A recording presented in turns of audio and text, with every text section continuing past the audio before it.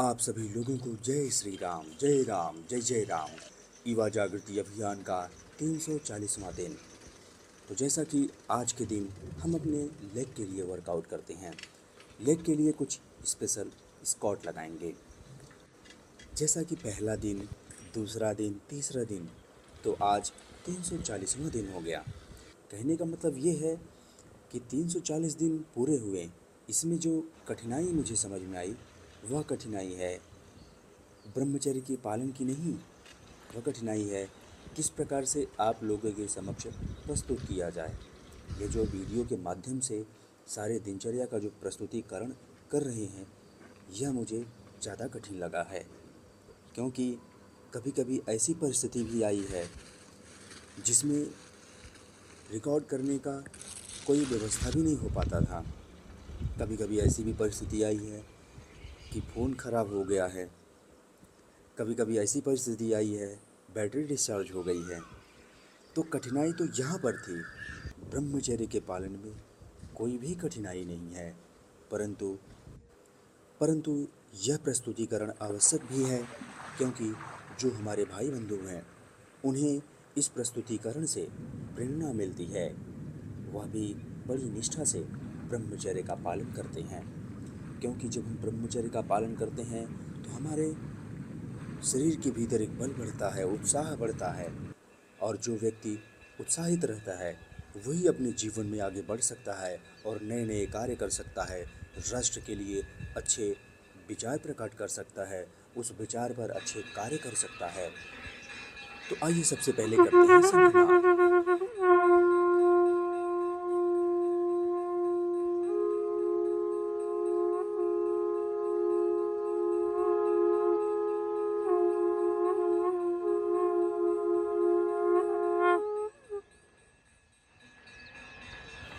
ध्वजारोहण और शंखनाद पूर्ण करके अपने शरीर की स्ट्रेचिंग करते हैं। प्राणायाम इसके पहले ही कर लिए थे।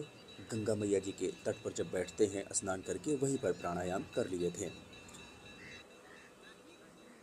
देखिए, मेरा आप लोगों से जुड़ना और आप लोगों के समक्ष इस प्रकार से रहना और एक कठोर नियम का पालन करते हुए आप लोगों के बीच में रहना, आप लोगों से बातें करना, मात्र एक ही स्वार्थ है। यह स्वार्थ है कि आप लोगों से अपनत्व की भावना से जुड़े रहना, आप लोगों को अपने परिवार जैसा सोचते रहना। क्योंकि जब हम अपनों से जुड़े रहेंगे तभी हम अपनों को अपना कह पाएंगे, और अगर हम अपनों से नहीं जुड़े रहेंगे तो फिर हम अपनों को अपना कह के भी क्या ही कर लेंगे। जब हम जुड़े नहीं हैं तब तो फिर वह एक औपचारिकता मात्र हुई।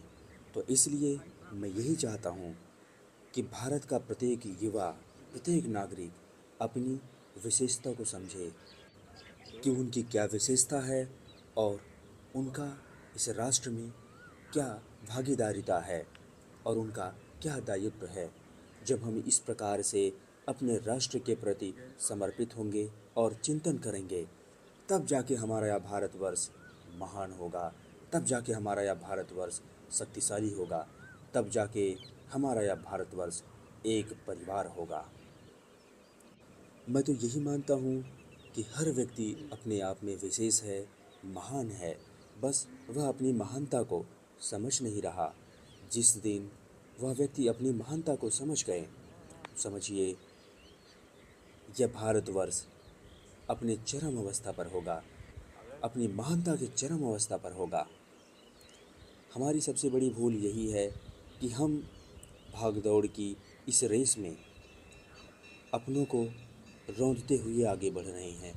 अपनों से ही हम प्रतियोगिता कर रहे हैं, अपनों को ही हम छोटा दिखा रहे हैं, अपनों को ही हम नीचा दिखा रहे हैं।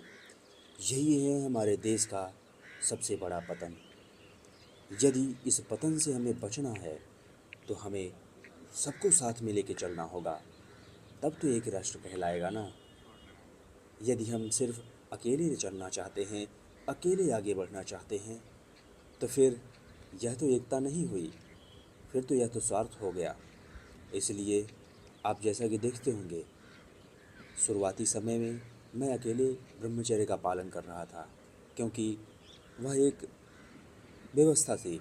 क्योंकि मैं किसी से नहीं कह सकता था कि आइए आप मेरे साथ ब्रह्मचर्य का पालन करिए, क्योंकि ब्रह्मचर्य के पालन को समाज में एक अलग तरीके से फैला दिया गया है। लोग इससे डरते हैं, अरे नहीं जो पालन करेगा वह ऐसा हो जाएगा, वैसा हो जाएगा, तो इसलिए मैं नहीं कहता था। परंतु अभी देखिए, हम लोग कई जन मिल के ब्रह्मचर्य का पालन करते हैं। तो इसीलिए मेरा कहने का मतलब यही है, अकेले चलना अच्छी बात है, परंतु जब हम सबके साथ चलते हैं और सबको अपना मान के उनको आगे लेके चलते हैं और सही कर्मों से जोड़कर उनको आगे बढ़ाते हैं, ये संसार का सबसे दिव्य कार्य है। इसलिए मुझे इसी में विश्वास है और मेरी निष्ठा भी इसी में है। और मेरी निष्ठा मेरा राष्ट्र है, राष्ट्र के प्रत्येक नागरिक हैं, मेरा परिवार मेरा राष्ट्र है। इसी में मेरा सुख है, इसी में मेरी समृद्धि है। बस मैं इतना ही जानता हूँ और हर समय मैं इसी के विषय में सोचता हूँ, किस प्रकार से जो हमारी युवा शक्ति है वह समाज में प्रवेश करे और हर युवा अपने आप को पहचाने और अपने दायित्व को समझे। परंतु इन सभी कार्य के लिए हमारे शरीर का स्वस्थ होना बहुत ही आवश्यक है और शरीर को स्वस्थ रखने के लिए हमें प्राणायाम करना होगा, व्यायाम करना होगा, एक सही समय पर यानी कि ब्रह्म मुहूर्त में स्नान करना होगा, साधारण भोजन करना होगा। हमें अपने भोजन को पूर्णतया सात्विक रखना चाहिए, तब जाके हम इन सभी कार्य को अच्छे तरीके से कर सकते हैं। नहीं तो हम बहुत अच्छे अच्छे विचार प्रकट कर लें, प्रकट कर ही पाएंगे पर उसके ऊपर कार्य नहीं कर पाएंगे। जब हमारा स्वास्थ्य अच्छा होगा तब हम विचार को भी प्रकट करेंगे और कार्य भी करेंगे।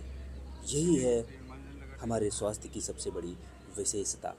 इसलिए स्वास्थ्य को अच्छा रखिए। जब स्वास्थ्य अच्छा रहेगा तो हम हर अच्छे कार्य कर पाएंगे। स्वास्थ्य अच्छा नहीं रहेगा तो हम कोई भी कार्य नहीं कर पाएंगे। तो इसीलिए कहा जाता है, सर्वप्रथम स्वास्थ्य, फिर हर कार्य हो सकता है। तो इस प्रकार से डक वॉक करते हैं। यह डक वॉक हमारे पैर के लिए बहुत ही अच्छा होता है।